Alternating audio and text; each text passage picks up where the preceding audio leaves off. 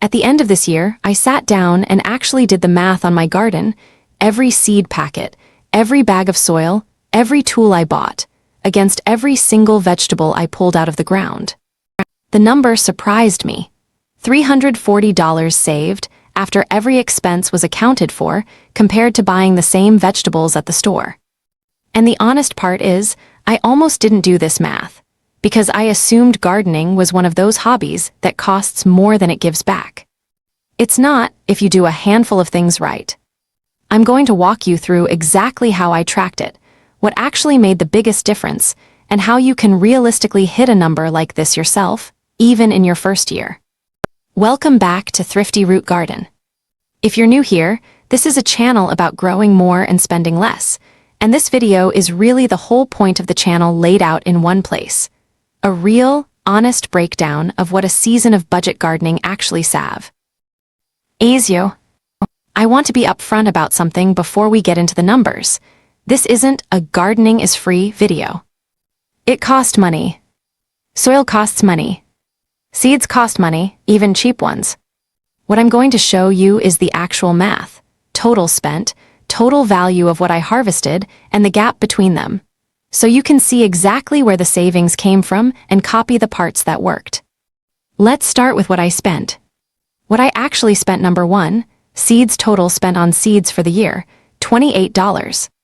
That covered tomatoes, beans, cucumbers, lettuce, kale, carrots, beets, and herbs, most of it from a handful of multi-packet seed sales, and a portion from seed swaps that cost nothing at all.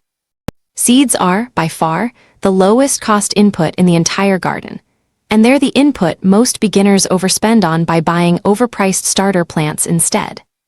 Number 2, soil and compost. Total spent, $46. I built my own compost from kitchen scraps and yard waste for most of the season, which is functionally free once it's set up. But I did buy a couple of bags of amendment early on to get a new bed started.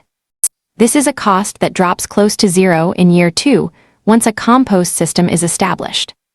Number 3, containers and raised beds. Total spent, $52.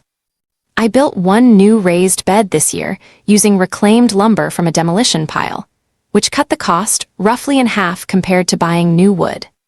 This is a one-time cost. The bed itself will last for years, so the true cost per season, going forward, is close to nothing. Number 4, tools and miscellaneous. Total spent, $19. A pair of gloves, some twine, and a hand trowel to replace one that broke. Tools are a cost you pay once and reuse indefinitely, so this line item shrinks every year that follows. Total spent for the season, $145. What I actually harvested: here's where it gets interesting. I tracked the harvest weight of every vegetable through the season and priced it against average grocery store prices for the same items. Number 5, tomatoes. I harvested roughly 40 pounds of tomatoes over the season from 4 plants. At average store prices, that's close to $120 worth of tomatoes from a handful of seeds and some stakes. Number 6, beans. Bush beans kept producing for weeks, and I harvested about 12 pounds total, roughly $36 worth at store prices, from a packet of seeds that cost under $3. Number 7, cucumbers. 2 cucumber plants gave me about 18 pounds over the season. That's around $32 worth, and cucumbers are one of the highest yield per dollar crops you can grow. Number 8, leafy greens. Kale and lettuce, harvested continuously by cutting outer leaves rather than pulling whole plants, added up to about $28 worth over the season, a crop that essentially keeps paying you back every week you harvest from it. Number 9, root vegetables. Carrots and beets combined came to roughly $34 worth, grown in a single bed that took up less space than most people's patio furniture.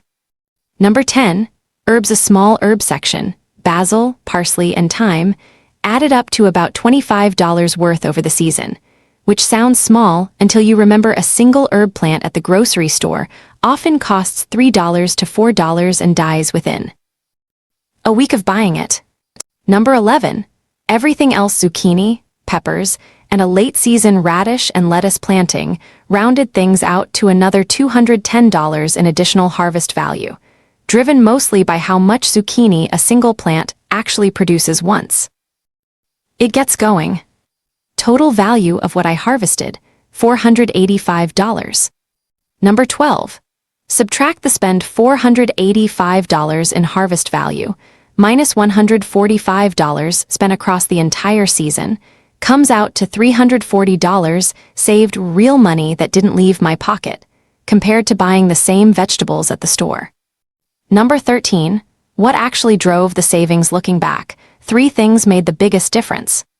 First, compost, turning kitchen scraps into free soil amendment instead of buying bagged fertilizer all season. Second, high-yield crops. Tomatoes, zucchini, and beans produce far more value per square foot than almost anything else you can grow, so prioritizing them stretches every dollar further. Third, reusing what I already had, the raised bed, the tools, even the stakes for the tomatoes were mostly reclaimed rather than bought new. Number 14.